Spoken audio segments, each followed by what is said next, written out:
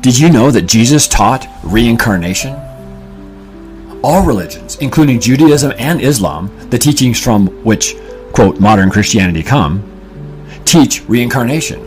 That is common knowledge to all the rest of the world. But not the modern day church. Why? Because going around again and again and again until you get it right doesn't allow for fear and control. So, the modern day church has come up with once to die, and after that the judgment. However, that is not what Jesus taught. Stick around and we will discover what the author of the church, the founder of the church, the one and only church, has said. He's the head, so he gets to tell us what he thinks, and it's the only thing that matters. In Matthew 16, verse 15, Jesus asked his disciples, "Who do men say that I am?" And their answer was, "Some say John the Baptist, some say Elijah or Jeremiah, and others say one of the other prophets." Note, Jesus asked a serious question, and they gave him a serious answer. And he did not correct them. That is significant. He then asked, "But who do you say that I am?"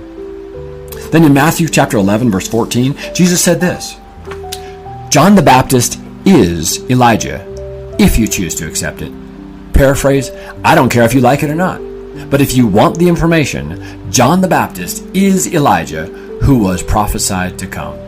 Do what you will with the information. Now, why do you suppose the modern day church hasn't taught the full truth that Jesus taught? Well, if you think this life is a one-shot deal, then you will be fearful and desperate to accept the church's remedy, whatever that happens to be at the time.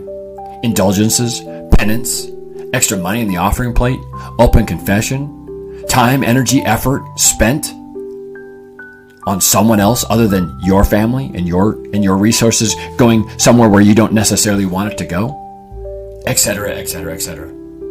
And you'd also need our Savior because you're scared that you can't, quote, do it on your own. But if you know this is just another round, if you are supposed to learn and grow and do better this time than you did last round, last try, life and last try, then you would take life less seriously. You'd be kinder to people because your karma next round depends upon it. And you would also be more bold and less fearful, less religious and more spiritual, and you would have less use for organized religion and more use for relationship with the gods who made and sustain you. That's why they don't teach reincarnation in church, to keep you powerless and under them. Now you know.